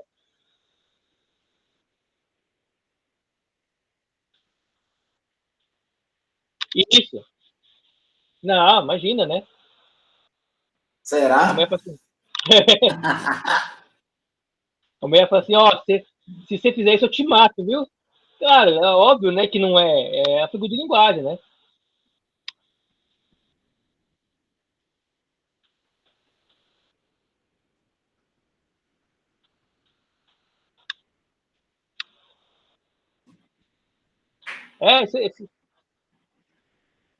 Eu acho que, assim, nesse sentido que você está falando, né, tem duas coisas muito complicadas aí. Uma é você entender as palavras que estão sendo usadas, né? Se ela é figura de linguagem, se ela não é e tal. Outra é entender a intenção da pessoa que está falando, né? Porque, assim, às vezes ela está usando uma palavra ruim, né? Infeliz, mas com uma ideia que tem uma coerência, né? Na ideia dela, a ideia está certa, mas a palavra é ruim, né? Então você não precisa jogar tudo fora, né? E assim, né? Tem um caso aí de um youtuber aí, né? Que defendeu o nazismo. Você sabe, né? Isso, Monark, né? Aí ele estava defendendo o nazismo, ele defendeu a existência de um partido nazista em nome da pluralidade e da liberdade de expressão. Quer dizer, ele não está defendendo o nazismo, né? Ele usou um termo infeliz. Se ele falasse fascismo... um cara burro, um cara é burro, imbecil, ignorante no sentido de falta de conhecimento, entendeu? Vai comentar sobre um assunto, se não souber falar, vai fazer merda. Mas aí você fala assim... Ele não defendeu, ele não fez apologia ao nazismo, Isso. Mas falou tudo errado, tudo, entendeu? Falou? Esse é o problema.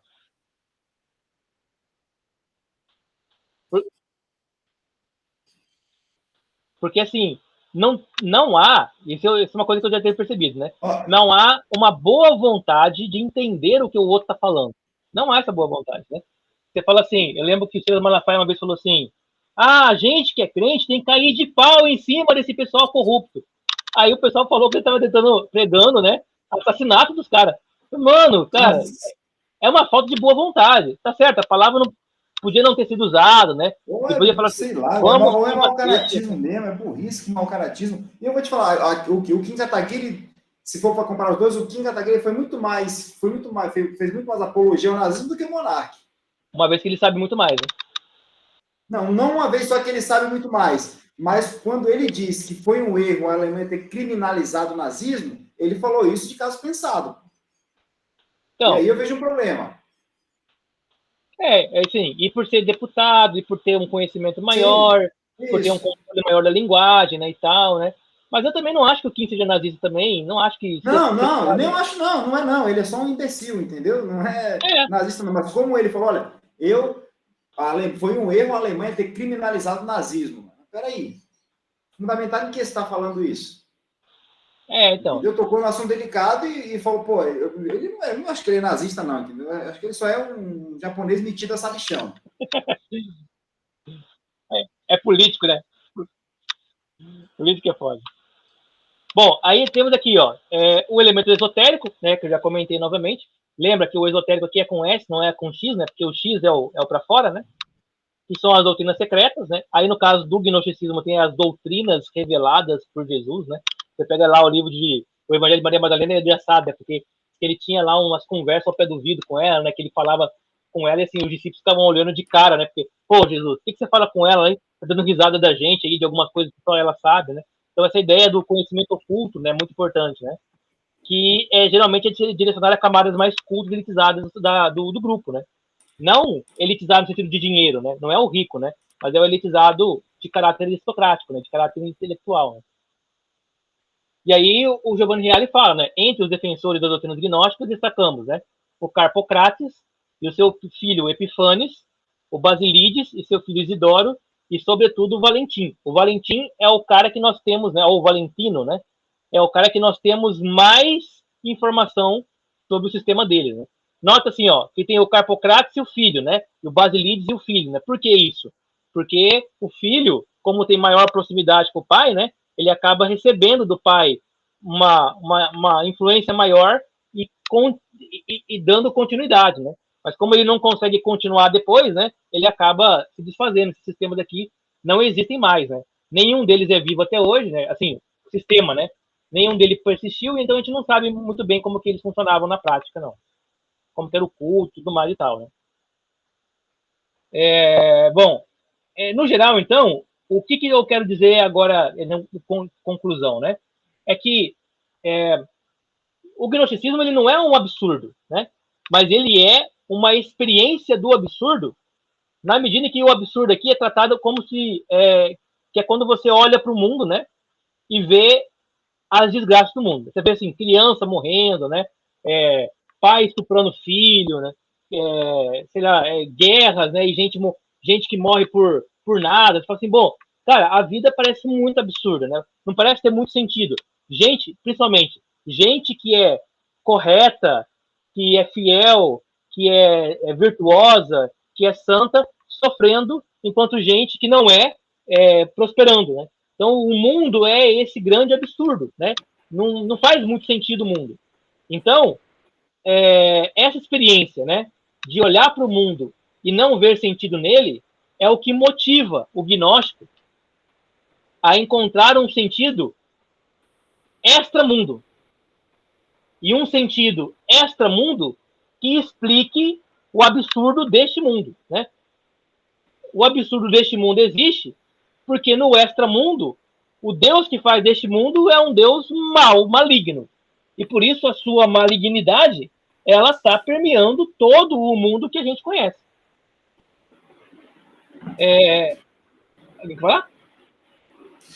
Só ia trazer o ponto que o cristianismo só acredita diferente, considera uma heresia, porque o cristianismo tem o que a gente chama, né, o livro sagrado, né? E parte da premissa que aquilo ali é a verdade inerrante e infalível de Deus. É por isso eu acredito diferente. Caso contrário, se fosse olhar para a realidade e desenvolver um pensamento a partir do que vê, né? Aí, talvez, se não tivesse esse livro, teria uma tendência muito grande a acreditar nisso, né? No gnosticismo, né? Porque se não tivesse a Bíblia Sagrada, a gente não ia acreditar que foi por conta do pecado de Adão que o mundo ficou, que a Terra foi amaldiçoada. Não iria acreditar nisso, porque não teria.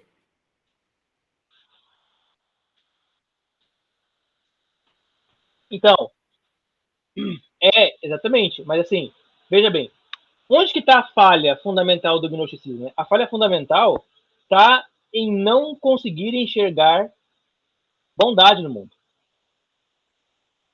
Se você não consegue enxergar bondade no mundo, o mundo não pode realmente ter parte em um Deus bom. É só no momento em que eu consigo enxergar bondade no mundo é que eu posso começar a intuir a ideia de que existe um princípio de bondade, e aí eu começo a descrever a maldade como um desequilíbrio da bondade. Porque para o gnóstico, a maldade ela é substancial. Ela existe como uma substância, né? Ela existe como uma coisa, né?